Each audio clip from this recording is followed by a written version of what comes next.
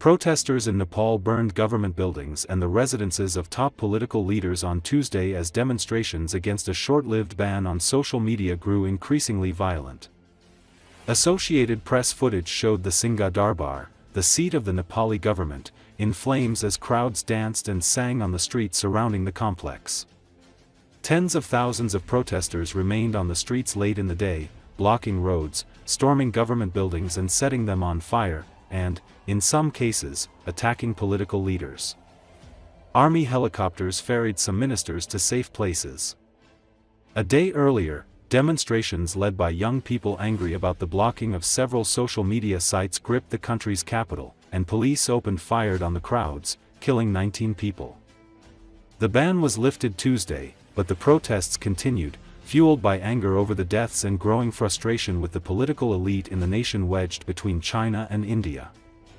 As the protests intensified, Prime Minister Khadga Prasad Ali announced he was stepping down. The president accepted the resignation and appointed Ali to lead a caretaker government until a new one is in place, though it was unclear what power he would wield or even where he was. The resignation appeared to have little effect on the demonstrations.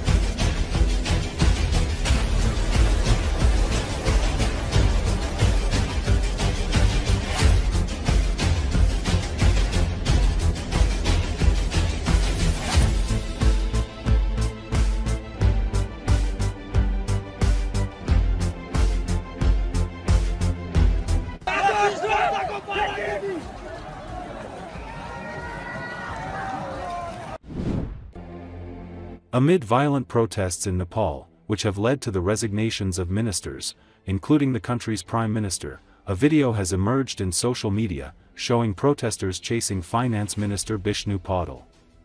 In the video that has gone viral, Minister Paudel, 65, is seen running through the streets in Kathmandu, with the crowd of people chasing him. One of the protesters is seen kicking Paudel, who is also the country's deputy prime minister. Other protesters get hold of him as he seeks to escape through the river. Earlier, Prime Minister KP Sharma Oyal's house was set on fire during the protesters that began on Monday. Anti-government protesters took to the streets on Monday, demanding that the government lifts the ban on social media and tackles corruption. 19 people have died in the violent crashes in the country so far.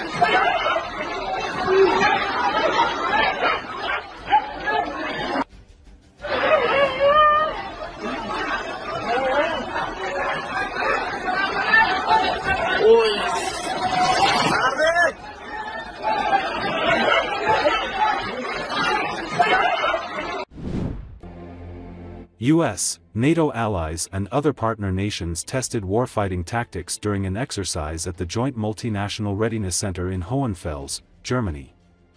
According to Associated Press, exercise Sabre Junction 25 brought together more than 7,000 troops and 1,000 vehicles from 15 nations on Sunday in one of the largest JMRC rotations in more than a decade, according to the Defense Media Academy.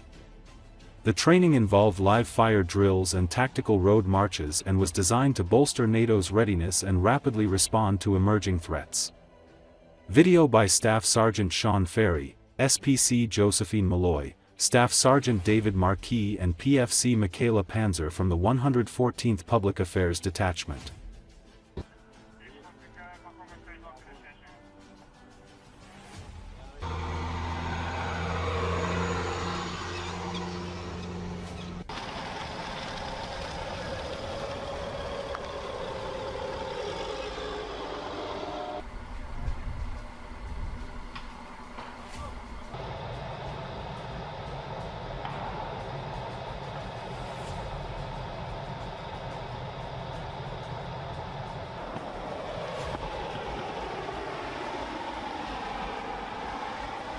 We're here to provide these guys with realistic training to increase their capabilities for future operations and build interoperability with the NATO partners.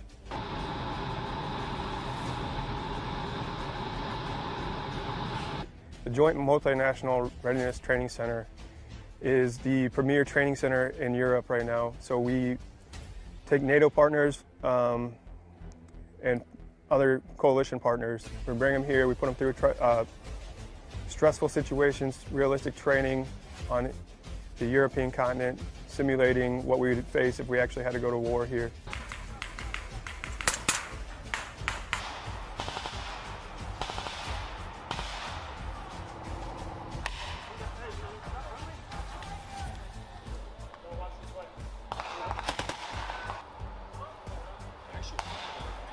Their dismounts at the top, yeah.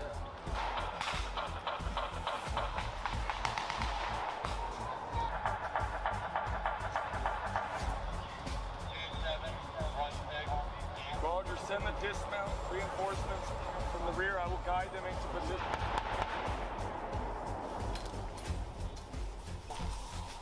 Are they just saying put